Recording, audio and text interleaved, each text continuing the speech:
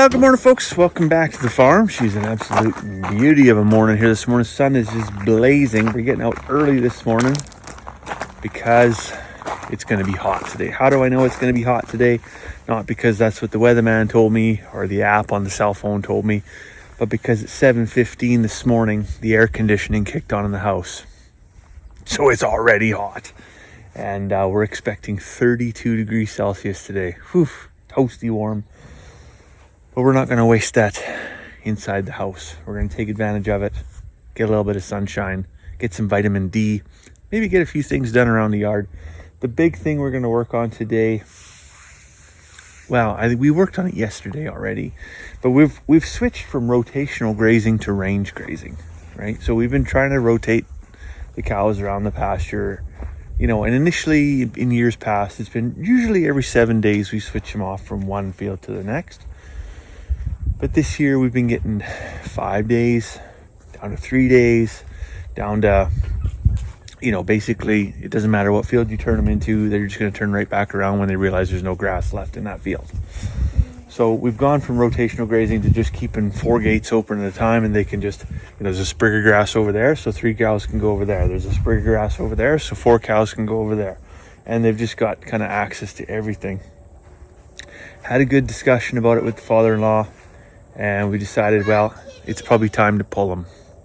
End of August. Ugh. It's early. So this is the challenge that lots of guys are having. There's no pasture, and there was never any hay. And you got 100 head of cows. What do you do with that? Well, you can send them to the auction, I guess, because you can't feed them, so you can't keep them. But then in the spring, are you going to be able to buy back? Some folks will, for sure, right? But if you don't have feed now, you're not going to have feed in the spring. And so unless you get, a real early spring and they get a lot of big grass growth and, early spring rains and things like that, calving out in the spring is going to be real tough, because you're putting them onto pastures that were overgrazed for the last 3 years. So buying the dip may not be an option for some guys, right? Because that's the thing. All these cow-calf pairs, they're gonna hit the auction mark. The price is gonna fall. And so if you're in an area where you've got, lots of silage in the pit, or you've got lots of, good rounds baled up, you'll be positioned well to buy the dip if you can do it. Or do what's gonna happen here is just do custom feeding. So these cows here, they're gonna get shipped. And they're going to end up somewhere else to do some custom feeding for the winter, and then come back in March to get calved out. And so basically the hay that come off the field this year is going to be preserved. It's going to, the silage actually is what is mostly green feed silage. It's going to get saved up, and then in the spring when the cows come back to calve out, that's what they'll get fed, rather than try to feed them September, October. Oh shoot, we're out of hay, we're out of silage, what are we going to do? And then try to put them in the market during the dip and maybe lose your hind end on it. So that's the plan. So over the next couple of days here, we're going to start grain feeding in the corrals, just because they've been out on pasture all year, and it's just to try and get them in the corrals, and they've been just doing that. It's going to be a rodeo. So we start grain feeding a couple days in advance, just to get them used to coming in and out of the corrals. And then after that, we'll just one day grain feed, and then back the stock trailer up, and they can all go somewhere for the winter, which is crazy because they're not even going to make it through pumpkin spice season here, which usually Halloween, somewhere between Halloween and the 15th of November, that's where they go away and they come off the pasture. So kind of a shame, but it's the cards were dealt this year, I guess. Anyways, it's just me and one little here today. Mama and Charlotte, they went off to Calgary with all the nieces and her 2 sisters. They're gonna go to a concert in Calgary. Finn's a little too young.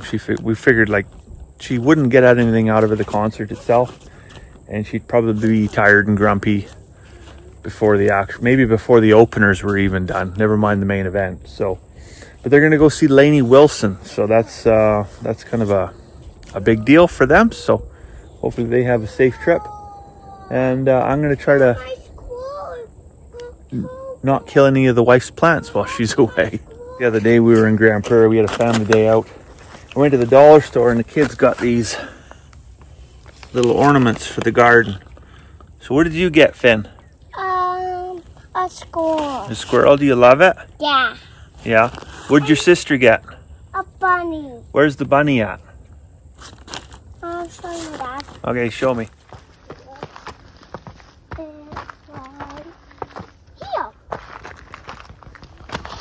Look, a little bunny in the garden.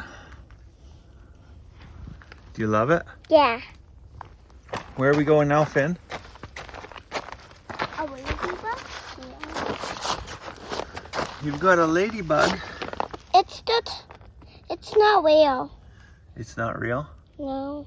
And it's just the 10th one. Where did you find that ladybug? Mom did find it. While we were blowing the roof off of the new turkey palace there, we found that little red ladybug tucked in a corner there. That's kind of a cute thing, so the kids put it in the garden. What do you see in the pool, Finn? There's not some bugs in Any here. grasshoppers in here today? Oh, No. there's a few bugs, but not many grasshoppers. Grasshopper season's kind of coming to an end. I don't like But, grasshoppers. I don't know if they're chiggers or what they are, but these little black flies, these are things we're getting lots of now in the pool. I don't like grasshoppers. And then you get these fellas, water boatmen. They swim around all over in there. You want to see it? They don't swim while they're in your hand, but It's a lie. oh, there, it's alive and it's gone. Lots of them seem to find. I don't know where they even come from, It's right here. but they find their way there. You found it, Finn? Yeah, right here. Good.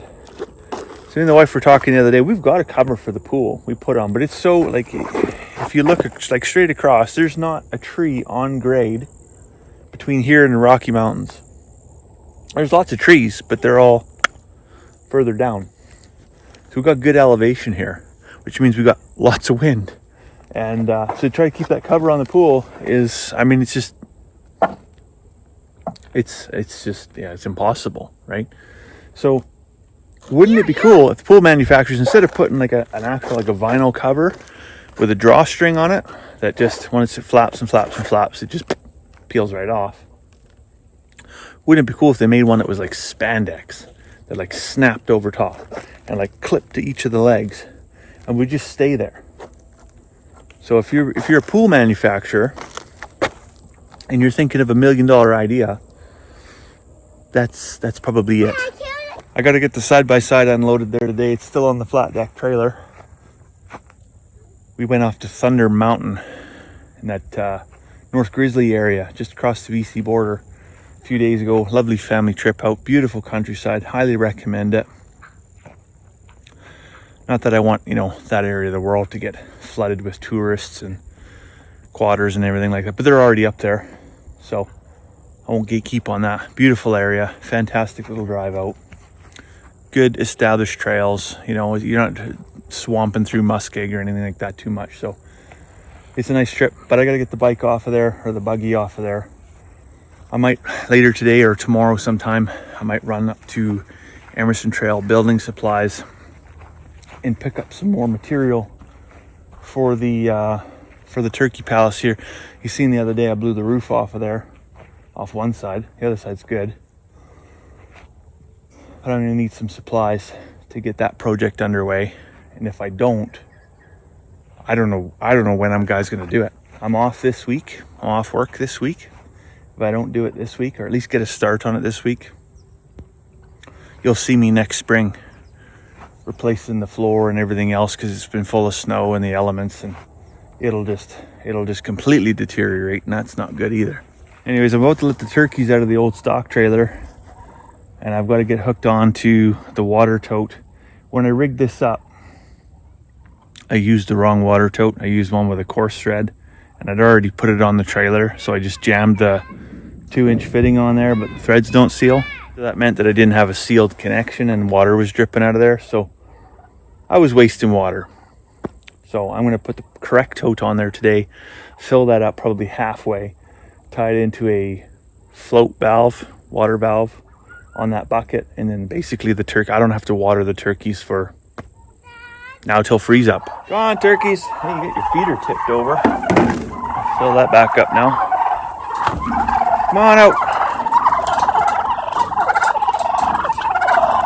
You gonna jump in, Finn? No. You gonna dip your toe in first? Yeah. Maybe it's cold. Maybe it's cold. Oh, it's cold. Is it cold? Yeah.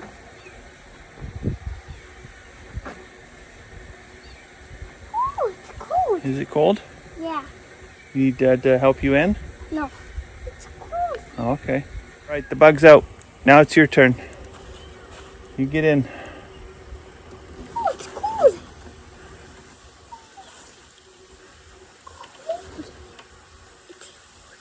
It's cold. This is the dance.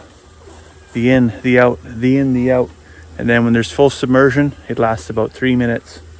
Oh, there's a baby cat. And then it's like, "Brr, it's so cold. I want to go in. I want to watch a show." That's why sometimes it's easier to just go to town. Oh, look, little Pretzel came to say hi. Hi, Pretzel. And Stitch. Hi, Stitch. Dad, Stitch is a girl. Stitch is a girl.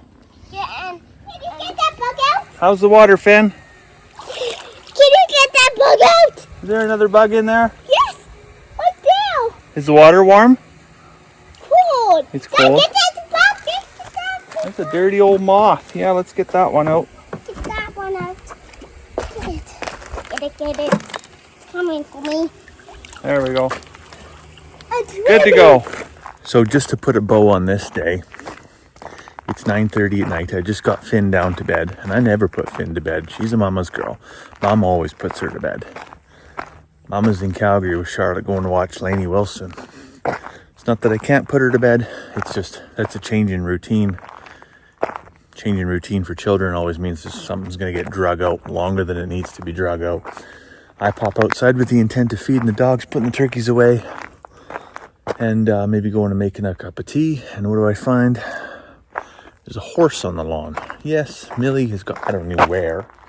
She's the Olympic high jump champion, perhaps. But anyway, she is not where she's supposed to be.